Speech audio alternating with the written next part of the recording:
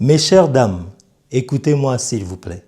Vous êtes une femme au foyer, vous aimez votre mari et vous priez beaucoup pour son élévation. Vous dites, Seigneur, mon mari est un bosseur. Vraiment, je veux que tu l'élèves. Il est aujourd'hui à tel niveau, je veux que tu l'emmènes à un niveau supérieur. Je veux qu'il devienne directeur. Je veux qu'il devienne conseiller du ministre. Je veux que sa hiérarchie puisse penser à lui et qu'il puisse connaître une promotion fulgurante. Ok, vous savez, Dieu n'est pas sourd. Hein. Tu as prié, Dieu t'a entendu. Mais Dieu ne donne pas les bénédictions avant d'avoir vu si le terrain sur lequel ces bénédictions vont tomber est un terrain propice. L'élévation de ton mari dépend de ton niveau de maturité. Tu veux qu'il devienne directeur? D'accord. Est-ce que tu sais à quelle heure se terminent certaines réunions quand on est directeur? Le temps de finir la réunion, le temps d'être coincé dans les embouteillages, il va arriver à la maison tard. Tu seras la première à commencer à faire la guerre à son chauffeur en pensant qu'ils sont allés voir une concubine. Tu veux que ton mari soit élevé, d'accord. Est-ce que toi tu es prête à supporter les conséquences que cette élévation va apporter dans votre vie en termes de bouleversement? Sais-tu que tu le verras de moins en moins parce qu'il sera de plus en plus dans des missions en voyage? Est-ce que tu sais qu'un directeur a une secrétaire et que cette secrétaire a le droit d'être une femme propre, belle et séduisante? Tu pourras supporter ça, toi? Toi, dès que tu vois le téléphone de ton mari sonner, si tu entends la voix d'une femme, tu t'enflammes. Même dans le quartier, il lui suffit de dire bonjour à une dame avec le sourire, c'est tout un problème. Voilà, tout le monde saura dans le quartier que toi, tu n'avais pas apprécié ce bonjour-là.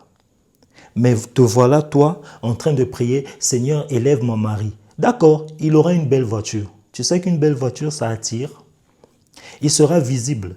On va le voir maintenant passer à la télé. Est-ce que toi, tu seras prête à supporter cette gloire?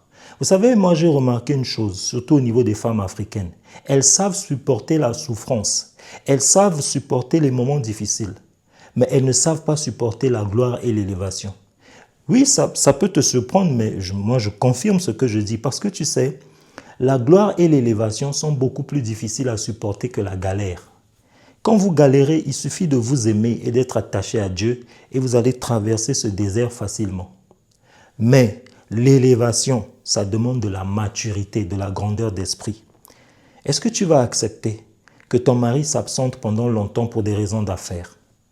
Est-ce que tu vas accepter que ton mari signe un grand contrat avec des partenaires qui seront des femmes? Est-ce que tu vas accepter ça? Est-ce que tu vas accepter que ton mari puisse aller à certaines réunions, rencontrer certaines personnes et devoir te cacher aussi certaines choses qui se sont dites à ces réunions-là à cause du droit de réserve, à cause du devoir de discrétion? Toi qui aimes tout savoir, dès que ton mari te cache une information, tu t'enflammes.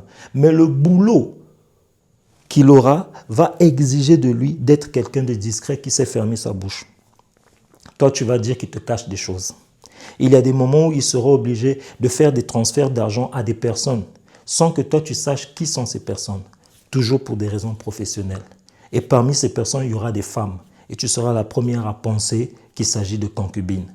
Ça ne sert à rien de faire des prières pour demander que Dieu élève vos maris si vous n'êtes même pas capable de supporter les conséquences ou les bouleversements que cette élévation va apporter dans vos vies.